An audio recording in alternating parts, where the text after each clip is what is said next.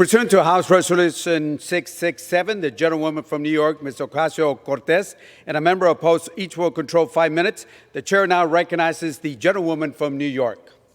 Thank you, Mr. Speaker. I rise today to offer Amendment 40 to reduce the Pentagon budget by 10%. During a time when our country is withdrawing from foreign wars, when COVID-19 and its fallout is one of the greatest threats that we face, when record levels of unemployment, housing, and healthcare crises are among us, the United States should be reducing its military spending by at least 10% and prioritize the very needs of our communities here at home. Today, we can cut the defense authorization by 10% without any need to deny our service members or their families any of the support that they need. And in doing so, we can free up to $77 billion to go towards fighting the COVID-19 pandemic and much more. Mr. Speaker, I urge support of this amendment, and I reserve the balance of my time. The gentlewoman from New York reserves the balance of her time. For what purpose does the gentleman seek recognition? Mr. Speaker, I'd like to yield myself such time as I may consume. I rise in opposition to the bill. The gentleman is recognized for 5 minutes. Thank you, Mr. Speaker. This amendment would strip $79 billion out of the bill. That would have catastrophic effects on our training and readiness. I need to remind y'all, we've been at war for 2 decades. We've worn out everything we've got. We've got to start replacing and modernizing for the future to be able to take on the threats from China and other adversaries. This will set us back on cleanup and environmental remediation of PFAS and other contaminated items. It would put off construction of new military housing, schools, and child care facilities, and the list goes on. I urge all members to oppose this amendment, and I reserve the balance of my time. Gentleman from Alabama reserves. The gentlewoman from New York is recognized. Thank you, Mr. Speaker. You know, there's a point brought up that this could potentially threaten our readiness, and I would counter that it is not the readiness that cutting our defense budget threatens. It is the profit margins of defense contractors.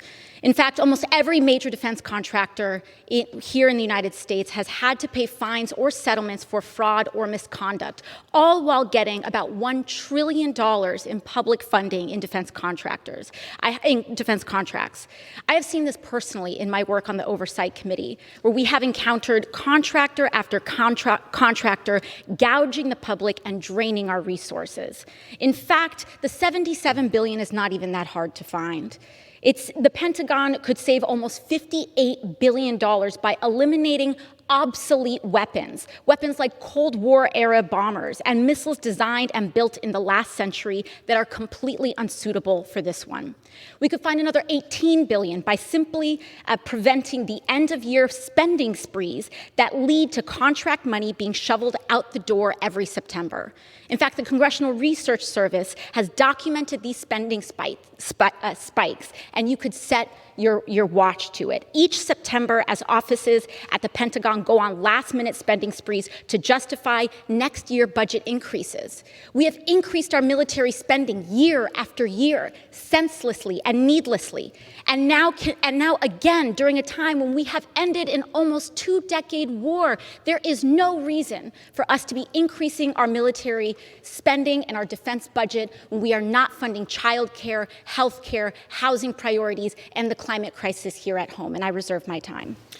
Gentlewoman from New York reserves. Gentleman from Alabama is recognized. Thank you, Mr. Speaker. This bill does everything the lady just talked about. We are investing in those items that she just talked about, and we are divesting ourselves of those $78 billion worth of legacy platforms that will not be useful in the future. And we're applying that money toward those future platforms. In any event, right now, Mr. Speaker, I'd like to yield 1.5 minutes to my friend and colleague and an outstanding member of the Armed Services Committee, Mr. Desjardins of Tennessee.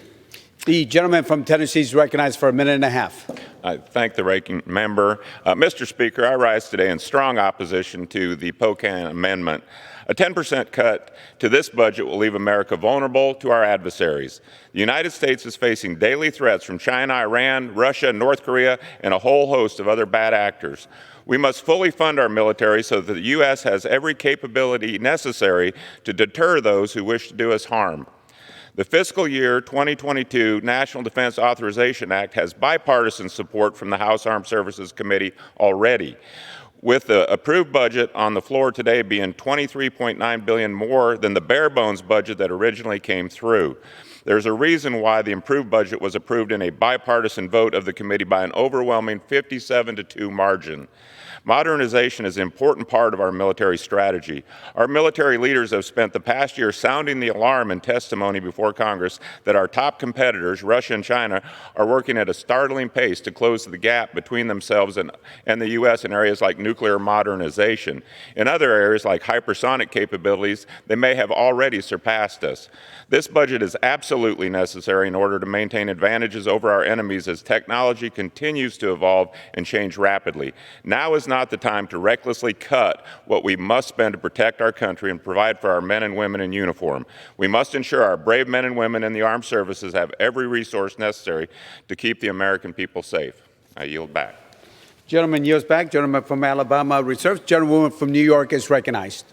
Thank you, Mr. Speaker. You know, the Pentagon is the only federal department that has never passed an audit, despite this requirement being on the books for over 30 years. You know, there are folks who are supportive of the current levels, the increased and skyrocketing levels of defense spending, saying we are already meeting all of our needs with this. I don't think a single American, I don't know a single member of my district that can say that our child care needs are being met in this country, that our health care needs are being met, that our climate action that is necessary is being met. Our needs are not being met. And despite all of this rhetoric about the deficit and all this fear about government spending, for some reason, our defense budget seems to be exempt from this conversation, and that we ask Americans and people in this country year after year to engage in the magical thinking that defense spending comes at no real cost. It does. It comes at the cost of our security. Because when we do not have and we are not able to go to school, to go to work and count on childcare for our children, it makes us less safe. When we're not able to go to an emergency room or have our health care covered, we are less safe. The degradation and erosion of our social systems here domestically is a threat as well. And it is coming at that is happening because of our explosion in defense spending. The explosion in defense spending is coming at the cost of our domestic development here at home. And I reserve my time.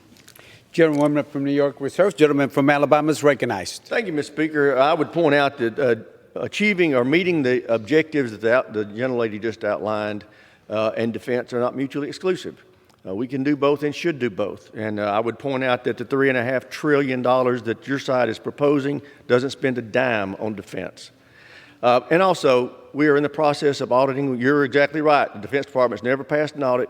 This bill continues the pressure on them to get that complete. We have had many agencies that passed, not all have, and we're not going to let up until they pass an audit. This time, I'd like to yield a minute and a half to the ranking member of the Military Personnel Subcommittee and Armed Services Committee, an outstanding leader in our committee, gentleman from Wisconsin, Mr. Gallagher, a minute and a half. I thank the ranking member. Gentleman from Wisconsin is recognized for a minute and a half. I thank the ranking member. Earlier this year, and I rise in opposition to the amendment, which I think would be very destructive. Earlier this year, the former head of Indo-Pacific Command, Admiral Phil Davidson, warned that the Chinese Communist Party could make a move on Taiwan within the next 6 years. Within the next 6 years, we could be facing a crisis unlike anything we've seen in our lifetimes. This assessment was concurred by the Chief of Naval Operations, the Commandant of the Marine Corps. And the idea that we're going to do an across-the-board 10% cut, an indiscriminate across-the-board 10% cut to the Pentagon at a time when we're facing a serious national crisis, I think makes absolutely no sense. The ranking member pointed out the irony and tragedy that the other side is proposing to spend $3.5 trillion on social welfare spending and then telling us that we have an explosion in defense spending when defense spending as a percentage of GDP is still at lows relative to what we spent during the Cold War. Does anyone seriously believe that by releasing a press release or engaging in a security partnership with the Taliban, we've somehow ended a war? Does anyone seriously believe that the struggle against Salafi jihadism is somehow over because we've surrendered in that struggle? Absolutely not. And the reason and the irony that defense spending has gone up, if you even compare the Obama cut in real terms to the Reagan defense buildup, it's not because of missiles or ships or bombs. It's because of increasing personnel costs, right? It's healthcare and retirement costs. So as an empirical matter, what you're arguing is simply not true. And as for spending too much money on defense, what costs a lot of money is when you stumble into war on someone else's terms. And the best way to do that is to project weakness. Weakness invites aggression. We can achieve peace only through strength. Gentleman's time has expired. Gentleman from Alabama reserves. Gentlewoman from New York is recognized. Thank you, Mr. Speaker. I think what we have just experienced and seen in our last two-decade war is exemplary of the types of waste that goes on, where what we see is a lack of oversight. What we see is runaway military contractor spending with little oversight in what is going on. And then folks are caught surprised on the end that all of this investment seems to not have panned out in the way it has not been invested in the way that the American public was led to believe all along. Now, not only is that are these tremendous costs that we had laid out earlier, but also this explosion in spending leaves our public health priorities underfunded and militarizes every problem in our society and turns peaceful protesters into targets of weapons at war. I urge support for this amendment. Gentlewoman's time has expired. Gentleman from Alabama is recognized. Thank you, Mr. Speaker. This amendment guts our bill, which is, I'm certain, the gentlelady's intention. It is recklessly irresponsible. It would harm our service members and their families. I strongly urge all members to oppose it. Now I yield back the balance of my time. Gentleman yields back. Pursuant to House Resolution 667, the previous question is ordered on the amendment offered by the gentlewoman from New York. The question is on the amendment. Those in favor say aye. Aye. Those opposed say no. In the opinion of the chair, the ayes have it. The amendment is not agreed to. Gentleman from Alabama is recognized. Mr. Speaker, I'd like to request the yeas and nays. Pursuant to Section 3S of House Resolution 8, the yeas and nays are ordered. Pursuant to Clause 8 of Rule 20, further proceedings on this question are postponed.